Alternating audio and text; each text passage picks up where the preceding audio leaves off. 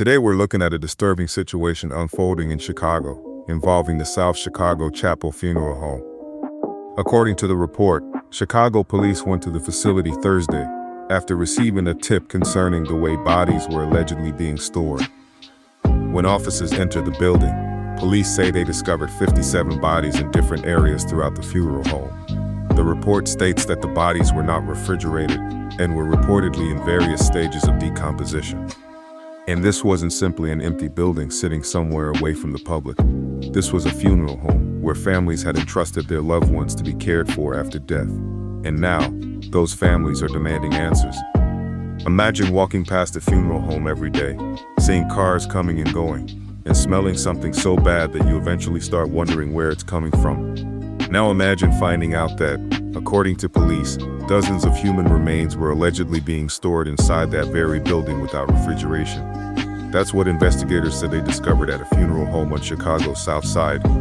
At least 57 bodies were reportedly found inside South Chicago Chapel in the 2900 block of East 95th Street. And what's even more disturbing, several neighbors said they had been smelling what they described as a rotting odor for months. Some say they even reported their concerns to authorities. So how did this happen?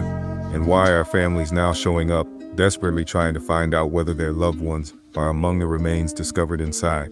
Let's break down what we know.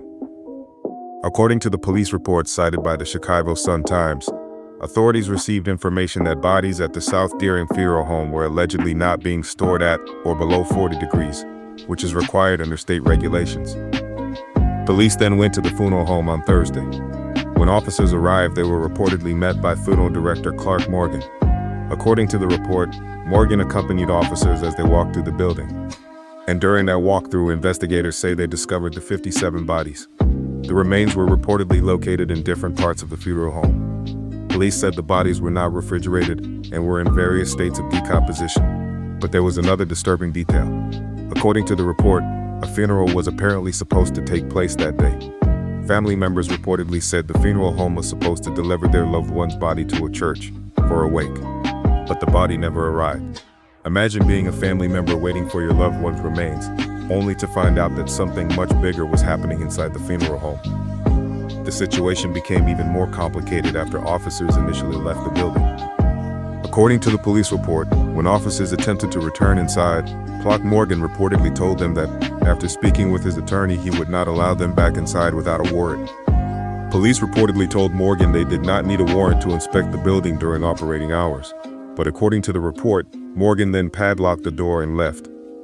Officers subsequently contacted the Chicago Fire Department for assistance in gaining entry to the building, and eventually, authorities were able to continue their investigation.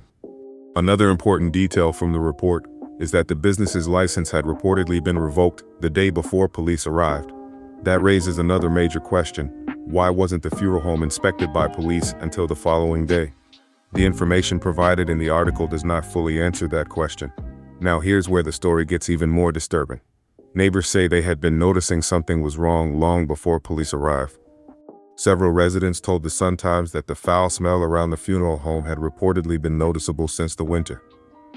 One neighbor said the odor became so bad that residents began putting out traps because of the flies coming from the building. And according to those neighbors, this wasn't an occasional smell. They described it as something they experienced repeatedly. One resident reportedly said they initially thought the smell was coming from a nearby factory, but eventually they realized the odor seemed to be coming from the funeral home. Another neighbor described it as smelling like something had died, and residents reportedly said the odor was particularly noticeable on weekends when people were coming to the funeral home for services. Think about that. People were arriving to say goodbye to their loved ones, while neighbors outside were allegedly smelling what they believed was the odor of decomposition. Neighbors also reportedly noticed unusual activity at the facility. One person who worked a night shift said they would regularly see vehicles in the parking lot well past midnight. They also reportedly noticed an upstairs light remaining on late at night. Eventually, according to the neighbors, some of them reported their concerns to law enforcement approximately 6 months ago. One neighbor told the Sun-Times they were grateful that authorities were finally investigating.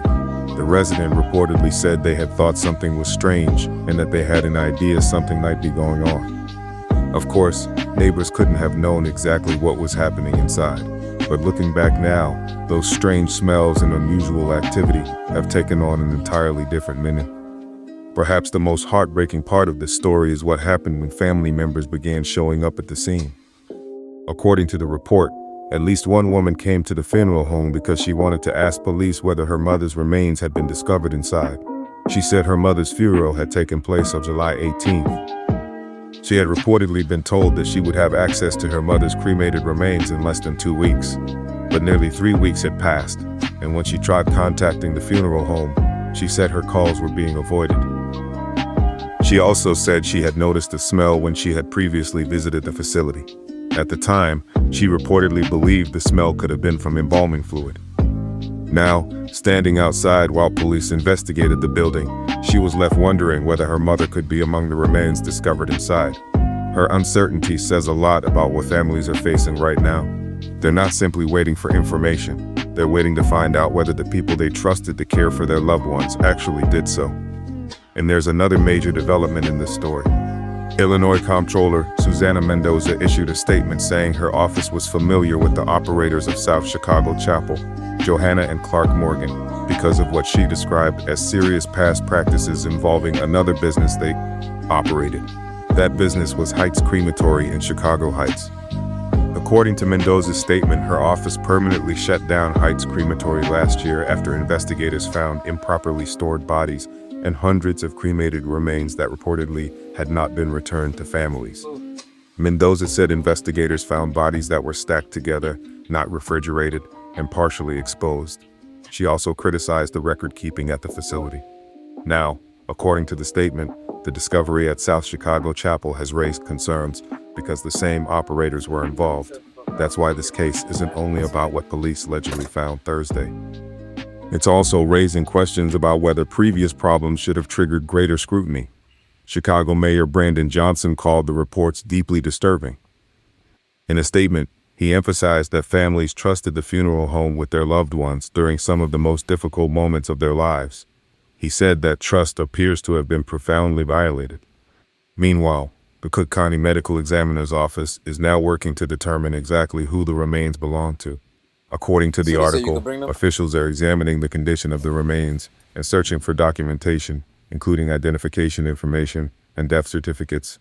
The office warned that the process could take several days because officials want to make sure the remains are properly identified and ultimately returned or otherwise handled appropriately. For now, investigators still have a lot of work ahead of them. Authorities need to identify the remains. They need to determine exactly how long the bodies were allegedly left in those conditions. And perhaps most importantly, families need answers. The Illinois Department of Financial and Professional Regulation has also suspended the license of registered funeral director Johanna Morgan, according to the article. Her husband, Clark Morgan, previously held a funeral director and embalmer intern license, which was reportedly revoked in 2024. And as the investigation continues, more information could come out about what happened inside the South Chicago Chapel. This story is disturbing for one simple reason. These weren't just bodies.